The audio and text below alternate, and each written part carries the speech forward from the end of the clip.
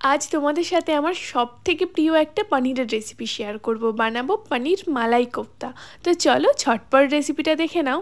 আমি প্রথমেই 200 গ্রাম মতো পনিরকে গ্রেট করে নিয়েছি, আর সমপরিমাণ সিদ্ধ আলুও গ্রেট করে নিয়েছি, আর দিয়েছি কোচানো কাজু কিশমিশ, আদা রসুন কাঁচা লঙ্কার কুচি, দিয়েছি স্বাদ মতো নুন, গোলমরিচ, আর 1 চামচ ময়দা আর 1 চামচ কর্নফ্লাওয়ার। সমস্ত কিছু দিয়ে খুব ভালো করে মেখে নিতে হবে, আর তারপর হাতের সাহায্যে গোল গোল বল বানিয়ে ময়দাতে হালকা কোট করে রেখে দেবো, যাতে বলগুলো ভাজার সময় ভেঙে না যায়। আমি প্রথমেই একটা কোফতা ভেজে দেখলাম যে সেটা ঠিকঠাক আছে না ভেঙে গেছে, আর তারপর সেটা যখন ঠিকঠাক হলো আমি সমস্ত কোফতা লো টু মিডিয়াম ফ্লেমে ধীরে ধীরে ভেজে নিয়েছি।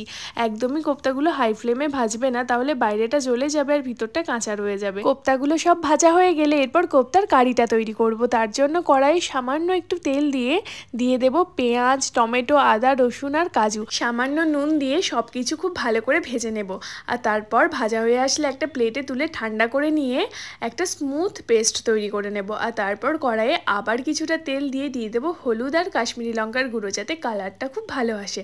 আর তারপর গ্রেভিটা দিয়ে খুব ভালো করে কষিয়ে নেব। গ্রেভি থেকে যখন তেলটা আলাদা হয়ে আসবে সেই সময় দিয়ে দেবো কাসৌরি মেথি, ফ্রেশ ক্রিম, স্বাদ মতো নুন, চিনি, ঝালের জন্য লঙ্কা কুটো, একটু ধনে গুঁড়ো আর গরম মশলা গুঁড়ো দিয়ে ভালো করে আবারও গ্রেভিটাকে একটু কষিয়ে নিতে হবে। তাহলেই কিন্তু কোফতার কারি একদম রেডি। এরপর একটা সার্ভিং প্লেটে বেশ কিছুটা কারি নিয়ে উপর থেকে এক এক করে কোফতাগুলোকে দিয়ে উপর থেকে আরও কিছুটা কারি দিয়ে দিলেই কোফতা কারি কিন্তু একদম রেডি।